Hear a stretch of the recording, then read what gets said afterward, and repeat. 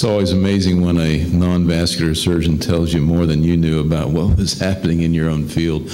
But this is a problem for all fields. There'll be a shortage of 90,000 physicians in the next 5 to 10 years. Half of those will be specialists and half are primary care. So we're going to move on to, we got to come up with some innovative solutions to how we're going to manage what's ahead.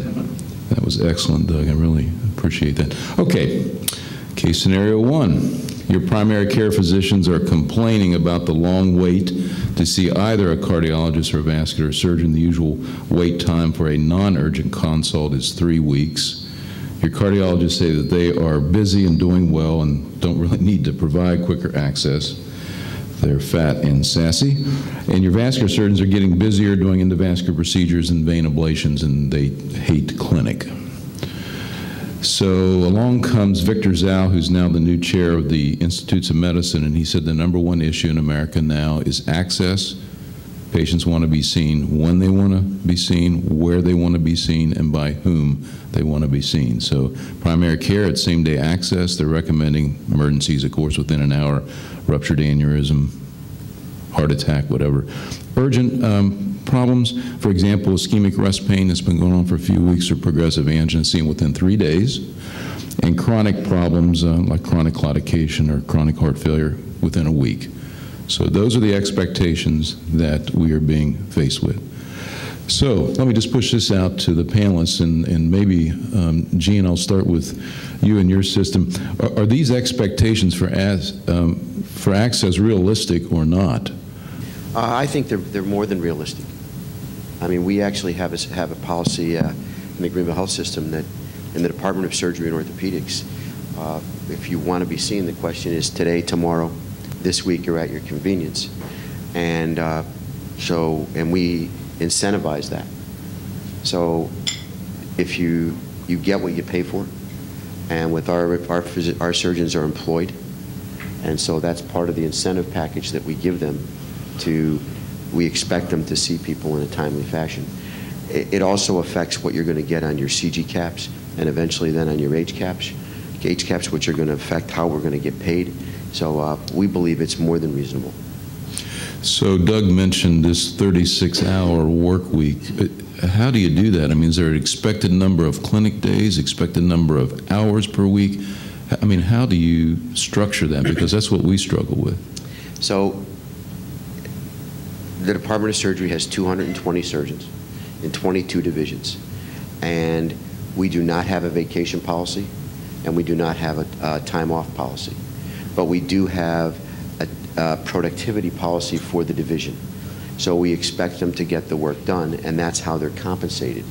And so if their productivity falls or doesn't meet the measures that we decide as a department and as divisions, then they get paid less. So it's amazing what you can incentivize when you say this is what we value. And we do that based on productivity, academics, administration, and quality benchmarks. And we haven't had a problem yet. So how do you measure, maybe I'll push this over to Bruce Elliott. Bruce, how do you measure productivity? Do you use MGMA numbers? I mean, how are you all handling this? And are these numbers realistic in an academic center like yours? Well, I'd like to tell you that we've solved that problem, but that's not true. But clearly, there has to be a linkage between measurable productivity. And you can define that as work hour views for clinical, and you can benchmark against AAMC or MGMA. And then you can tie compensation directly to productivity by those benchmarks. And that's the direction I think all of us are moving across the university. The surgical departments have been there much sooner than the non-surgical departments, but they're moving there largely because of mandate from the dean's office. And that's amazing how when you incent new referrals or consults, new patients, that when their compensation is tied to it, they really do move in that direction. So you have to put some dollar value, you have to put absolutely put some skin in the game. Okay, well, let's go to this one.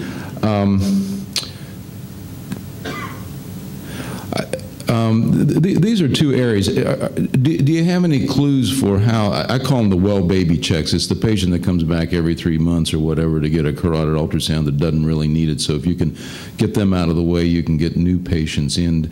Do any of you have any systems of screening or deciding who is going to come into the clinic? Because we probably see a lot of people that we don't need to see. And then are you using centralized scheduling, and I'll have Doug comment on this, for scheduling your clinics and moving patients to doctors who are maybe not so busy? So, Doug, do you want to comment on the role of centralized scheduling? And we are making a movement right now to centralized scheduling, centralized referral, centralized authorization, and couple of things. It has definitely caused some angst with our physicians as we have moved phone people and some of the receptionists out of our practices and discharge people and coding people. After they get used to it, though, they have said they would never go back. What we call it is the quiet office initiative, because we take ringing phones and we take a lot of the hectic running back and forth in the practice out of it. And once the physicians become accustomed to not having those people in the practice, they get very used to it very quickly. It takes the practice down to really only a place where clinical activities occur. As we looked at this and saw other large physician groups across the country going to this, we had the discussion with our physicians. Why do we have those people in the practice? Why would you have a phone room in some of the most expensive real estate that you own that is there for the purpose of clinical activity? And the reason was we used to have to pass paper around. A patient registered at the front desk, they filled out their history, their meds, and we passed that paper to the CMA, who took that paper into the room, who showed that piece of paper to the doctor, who did their part and coded the visit, and all of that paper got passed around. You had to have people to do that. We don't pass paper anymore. We can have a person looking at the schedule and the electronic medical record 20 miles away in a bunker just as easily as they can look at it sitting in the same hallway as the nurse station. So we are seeing some real improvement there. It has allowed us on those practices that have already moved to this to go to 24/7 scheduling. Which we think is very important, especially in our primary care practices. We in Charleston have created a large urgent care industry just because of the access issues with primary care. And if a patient wakes up at 4 in the morning and they don't feel well, they had two choices, and that was to try and call one of our primary care practices and call a single practice site and hope that somebody actually answered the phone at 8:30 instead of getting a voicemail that said, we'll call you later when it's convenient to us. Or they could get in the car at about 7:45 and drive to an urgent care center, be seen by 8:15, have their prescription, and be out of there. So obviously the patient choice was pretty easy. With this, we're going to go to 24/7 scheduling for all of our practices. Doug has said, several of us here have practiced in the military over the years where central scheduling was just the way it was, and you didn't know any different. Central scheduling can be done very, very well, and we're moving in that direction. I'd say 90% of our appointments now are done centrally. Or it can be done incredibly poor. And when it's done poorly, usually it's because they tend to be the lowest paid employees. And I have a saying that when McDonald's is hiring, scheduling goes to hell. So you've got to be very careful that the schedulers really are paid well and are of the quality that you need to do it well, because they really have to think to be sure that template is full and that patients are moved around as need be to make sure there's an efficient use of time.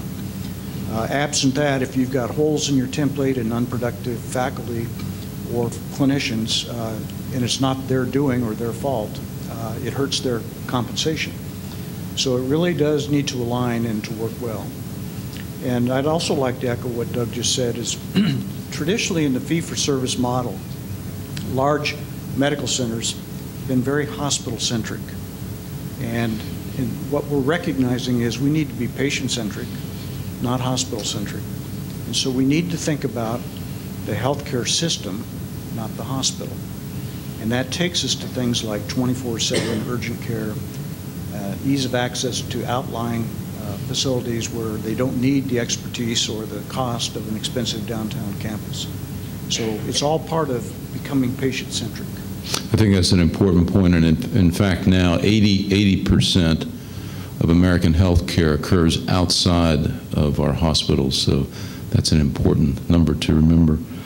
Okay, your doctor's solution. Your doctors say, well, there's going to be fewer of us, so let's just hire a whole lot of physician assistants and nurse practitioners. They can see all the new patients for me. They can do the complete history and exam. They can put everything in the chart for me because I hate the EMR. And then I'll just stop in and tell them I'm going to do an arteriogram next week about that long, and then I'll bill incident 2, and I'm not only going to maximize my access, but I'm going to really up my salary, my revenues. So what do you think is the optimal use of physician assistants and nurse practitioners in heart and vascular care? I'll let any one of you take that one.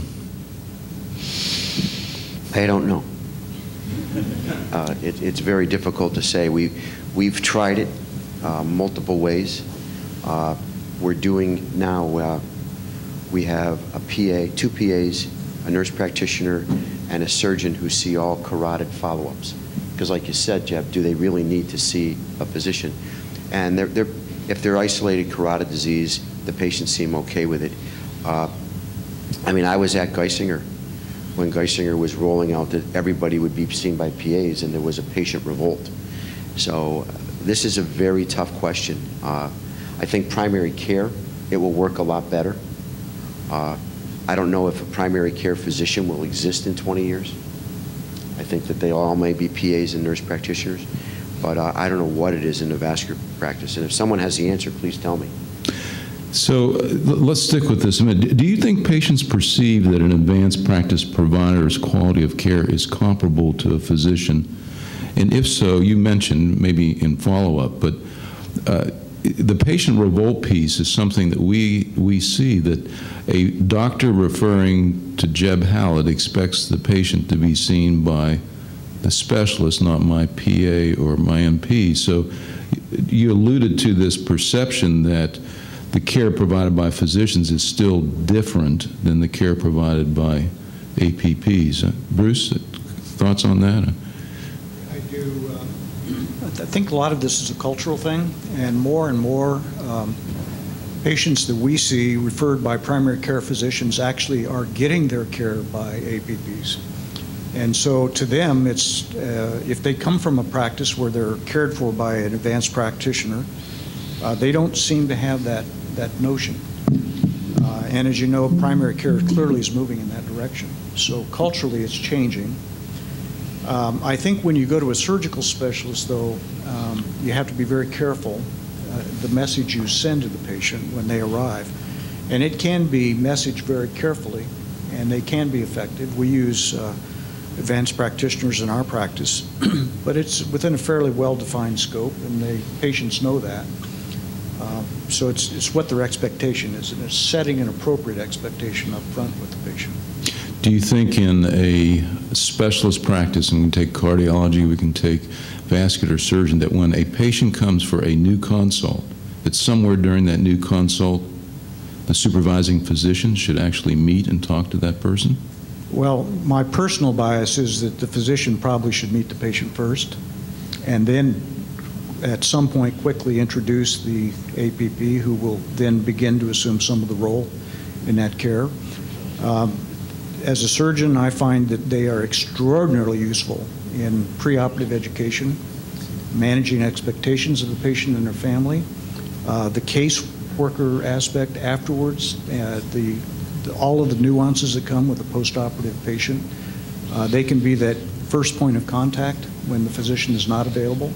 And so if they become comfortable with that relationship, it works very well. And to your last point, Jeb, about instant to billing, this can become quite problematic now that you've got a compliance lawyer setting And I'm going to ask him to comment on this. Should we have Doug comment on this? I think that would be appropriate because that is a nightmare for employed physicians and employed NPs. So let's move to the nightmare. Doug, you probably thought you were going to sit there and not say anything, but you're up now. Can the physician surgeon bill for their services as incident to or a shared visit? When can you do that? What are the problems that Dr. Elliott's referring to? Well, in true lawyer speak, the response would be, it depends. And the first element that you would need to consider is it a Medicare patient, or what insurance carrier does the patient have? Because incident to and shared visits primarily apply to Medicare and TRICARE. When you're dealing with a commercial carrier, sometimes they follow Medicare, sometimes they don't. It depends on your contractual arrangement with that carrier. Sometimes if they don't, it may be governed by the state statute for PA services. So with regards to incident to, I would definitely agree that it is a sticky subject. It can be a very slippery slope. With regards to the terms of the question, where you said that the PA would go in and see all new patients. Incident to, by definition, can only be utilized for established patients and established problems. Under the guidelines, the Medicare guidelines for incident to, the physician needs to establish treatment, they need to set the treatment plan, and the PA and NP are then permitted to follow that treatment plan. But as soon as the patient brings up, if it's a new problem that has not established a treatment plan, then under the guidelines, the physician would need to be the one to set the treatment plan. So in those cases where if it's a new patient, new problem, it would need to be billed under the PA's NPI number. Again, flipping over to commercial carriers, not all commercial carriers credential PAs. So in those cases, you are almost you almost have to bill for the physician. So it's somewhat driven by what the patient's carrier is. With regards to a shared visit, the definition for a shared visit is that the PA and the physician do a substantive portion of the visit. And Medicare defines that as being all or a portion of the three main components of an E&M visit: the medical decision-making, the history, medical decision-making, and physical exam, and the treatment plan. And in those cases, again, if you're in the office setting, incident to guidelines would apply, so it would need to be an established patient or established problem. If you're in, as far as an inpatient realm, it's a completely different animal, but it can be very confusing with regards to speaking with physicians and PAs, because it is a very technical and almost regulatory driven system or item, because you need to know what the rules are and what the particular insurance that patient has at the time. So do you think institutions or practices where you have a practitioner whose productivity, let's say for example, is twice the MGMA, the average of someone that would stick out to the feds as someone they might come in to audit to figure that out? Is this an area that we're legally vulnerable? I would say there is a chance, probability, yes. And we did have locally a recent OIG settlement, and one of the terms of that settlement, or one of the causes of action that they were hit for, was billing PA services under the physician improperly. So if your RVUs and if your volume, E&M volume, is above the MGMA average, let's say, and Medicare is seeing all these claims coming through the door under that physician's name, you may see a RAC audit, a MAC audit under PGBA, and they can, once they get their foot in the door, they can start looking at a lot of things. Bruce, you had a comment? I was just going to say this is all clear as mud to me, and I chair compliance activities at our practice plan.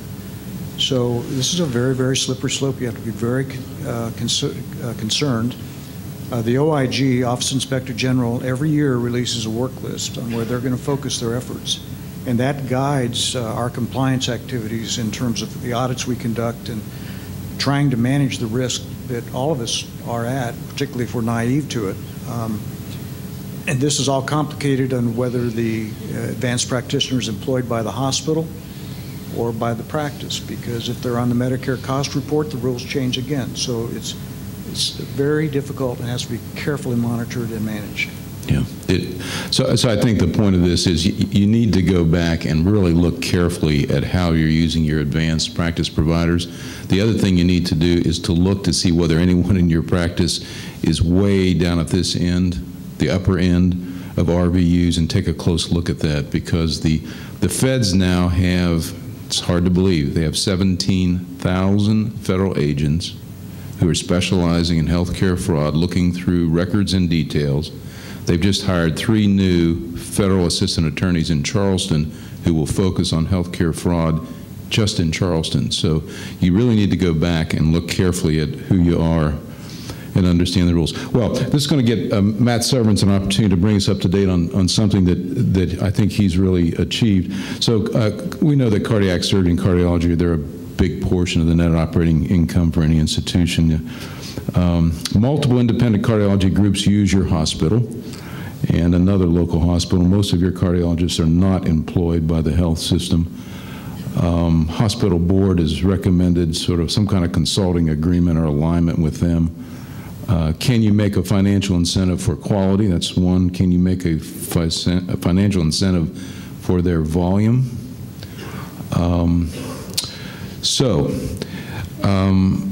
I guess, Doug, I'd start with you, and then Matt can talk about, can hospitals make a consulting or some kind of alignment agreement with independent doctors to achieve either quality or to maintain volume loyalty? With regards to the quality, I would say possibly. But I guess the first question is, yes, they can enter into consulting agreements. It would be, you're then delving into the realm of the Stark Law, which again can be very tricky, and you would need to comply with one of the exceptions under the Stark Law. And there's specific requirements if you do enter into an agreement, that it needs to be for no less than a year, that it must be in writing, signed by both parties, fair market value, and with regards to the second question, does not take into consideration the volume or value of referrals from that provider, because in the eyes of the government, once you are incentivizing or inducing a physician to direct or funnel referrals to that specific facility that provides designated healthcare services, it becomes a concern in the eyes of the government.